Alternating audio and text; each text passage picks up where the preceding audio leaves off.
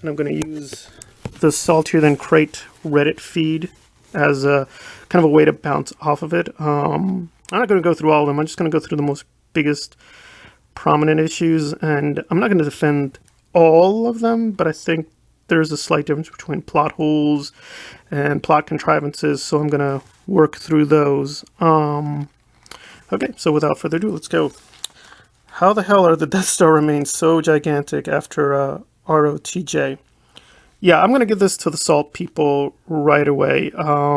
Yeah, I don't think it's an issue with the Emperor, because Return of the Jedi just implies that he's dead. I think that's a fair reading when you look at the scene.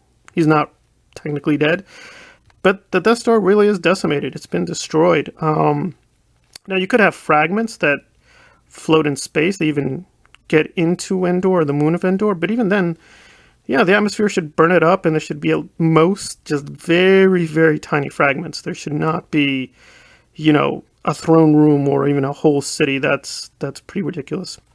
Okay, so that one, yeah, that is a big plot hole. Okay, how does an ancient Sith dagger point to the location of the holocron?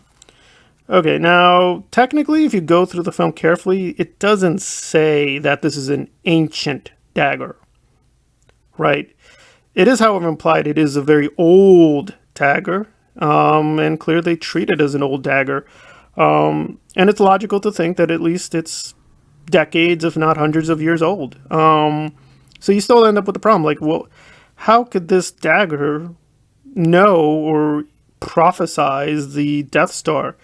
And then they do this extra thing in the film where it's literally the shape of the Death Star, and you're like, that's ridiculous. I mean, it could possible, you know, that the Sith created it and it's prophetic, but yeah, I mean, it's not a plot hole that it's so incredibly old. Yeah, that would be a plot hole. I think if we give the film a chance, we can just say it's extremely old, but yeah, the part where it literally physically is like the Death Star is probably going too far. Why is it that when Rey dies, her body stays solid, but when Ben dies, he disappears immediately? That's actually not a big problem. She's a Sith, and Sith hang on to life.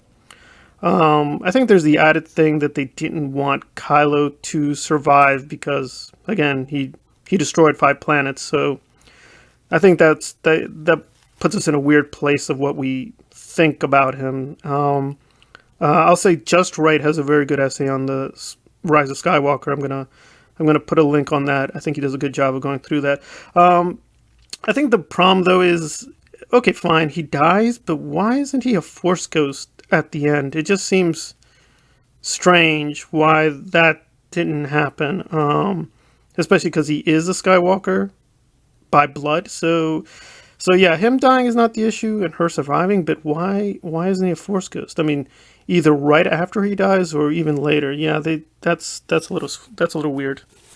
The Last Jedi established that projecting yourself can be fatal. No, I don't think it did. I mean, that's a different set of, videos to go through The Last Jedi and all the issues that has. But also Kylo says that, right? Kylo says that when he and Rey first talk, he thinks it would kill her. Again, how does Kylo know this? I think this is just Ryan being a little cute and clever. The way I interpret it at the end, Luke gives himself to the Force. He didn't, quote, extend himself. He could have been exhausted, but then he'd be knocked out. But instead he disappears, and I think that's an obvious, especially because he's staring at the 2 suns, it's an obvious kind of Obi-Wan moment. I'm not saying necessarily it was a good moment or it works. I'm just saying that it's not out of canon. So, yeah, I don't think the Force projection thing killing him is what happened. Okay. Even though Rey is a Palpatine and Ben Solo has seemingly redeemed himself, the spirits of the Jedi help her. Yeah, I agree. This is a difficult issue. I'm just going to get to this right now. I'm going to do this with some of the other videos, but supposedly why we don't see the Jedi ghosts at the end is the China factor. The Chinese are extremely sensitive about ghosts, and I actually have done a lot of studies of Chinese culture and politics, so they probably just anticipated if we put all these blue ghosts that, the Chinese are just going to raise objections, so we're just going to have to, skirt the issue. But it is true, why they're only talking to her. That's kind of That's kind of strange. And from what I hear, some of the alternative endings, JJ wanted her to have even more power. So I guess the Jedi helping her was sort of like a moderate solution, that she's not doing everything by herself and we're giving some other people. But it's very confusing. I mean, yeah, they go through so many different voices. It's going to be very hard for anybody to understand it the first time. But and some of them don't make sense. For instance, I think Ahsoka talks to her. And I know a little bit about the expanded universe, but I don't know that much. But I know she should still be alive. So why is she talking to her? It doesn't. So there's even if you believe it's just a plot contrivance, there is a plot hole at the bottom. So, that's weird. Palpatine's force lightning is big enough to spread out and electrocute ships that are miles apart from each other, but can't create a large enough vortex to get around two lightsabers crossing formation. Well, here I would defend them halfway. I think the problem is that people think, oh, she just has the extra lightsaber, that's what does it. No. She does make a cross. I mean, again, I'm not defending necessarily JJ, but I do think they're going for some kind of mythical, religious, poetic meaning, like, oh, she made a cross and he looks like a vampire. And you look closely, he does look like Dracula. He looks like this kind of vampiric figure. Again, I'm not saying it was well done. I'm just saying, yeah, the implication is, again, it's not works in Star Wars, but I think we have to go to the audience, be like, oh, it's poetic. Just the way she, used it like a cross, and crosses work against vampires, and he's kind of like a vampire. Again, I don't think it makes a lot of sense, but it's stretching the rules. But strictly speaking, it's not necessarily a plot hole.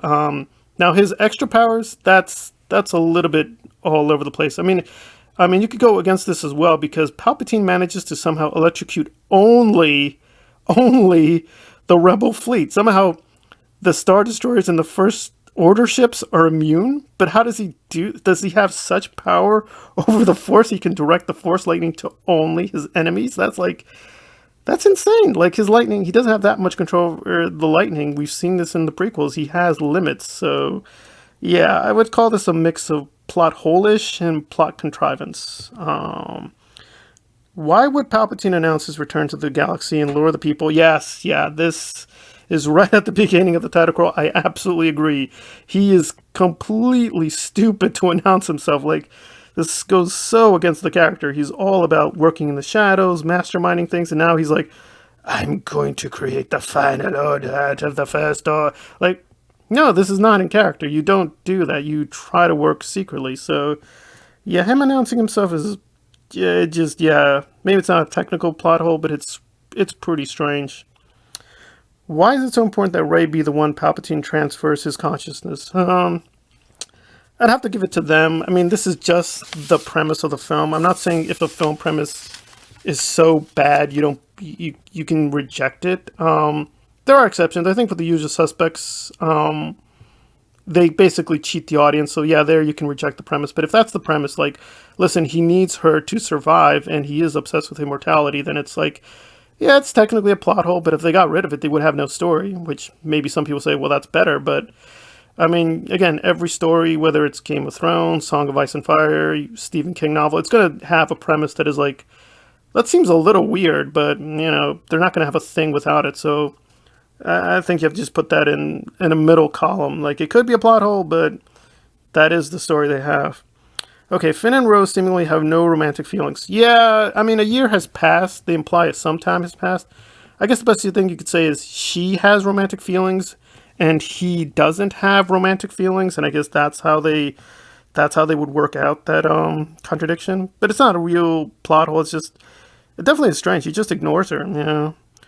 The concept of darkness rises and light to meet it, introduced in TLJ, is pretty pointless now since Rey is not a nobody. I agree on that point. Yeah, they completely retconned the TLJ on this point. I don't even see how her being the granddaughter really makes sense. As I pointed out, they're kind of taking a lot, from the Goonies, Raiders of the Lost Ark, Indiana Jones and the Last Crusade. Somebody, I'm going to give credit to Quinton. He pointed this out. There's a lot of Harry Potter in this Star Wars entry. I'd have to double check on that, but I totally believe him. So yeah. And even this concept of darkness and light to meet it, that's from Buffy the Vampire Slayer. Rey dying and reviving, that's also from Buffy the Vampire Slayer. So it just seems like they're basically rejecting the kind of Buffy interpretation that Ryan used, but they're still going the same way. There's like, oh, she's just so this mythical warrior woman who can resurrect herself, and it's like, okay, but then she's not a nobody. Then she was destined to destroy the Sith. So it's like, it's pretty strange. It's pretty strange. Okay, the 3CPO stuff. 3CPO makes a seemingly huge sacrifice to lose his memory, but R2D2 has his memory. Well, yeah, but to be fair to them, they actually did this before in the prequels. They also wipe his memory. So now you think about it. Well, if the program is you can't translate the Sith text because of your memory, they already wiped his memory. Why would this program still be there? Is it there regardless? No matter how they wipe the memory? Is it only because Babu Frick does it? Does Babu Frick have some magical or insane technical prowess nobody else does? Yeah, so I'm going to give it to the Saltier Than Crate. They got something there. Okay. Who programmed 3CPO to be incapable, forbidden to read ancient Sith texts? Yeah, I don't think this is a plot hole. It's more like a plot contrivance. You can imagine that the Republic would do that, but the bigger problem is that Anakin built 3CPO outside the Republic. I mean, Tatooine at that time was not within the Republic, so how does this work? I think the best explanation, it's not a good one, is that he may have built 3CPO from Republic parts, from Republic robots, and so when he put them together, he had to have Republic programming. But yeah, this feels like they just made it up just to, lengthen the quest and give 3CPO a bigger role, which I don't mind. I just think they should have done it a lot better. Because it's a great moment when he says, I'm taking a look at my friends for the last time, but it's like, they could have gotten there just in a better way than the thing they came up with. Okay,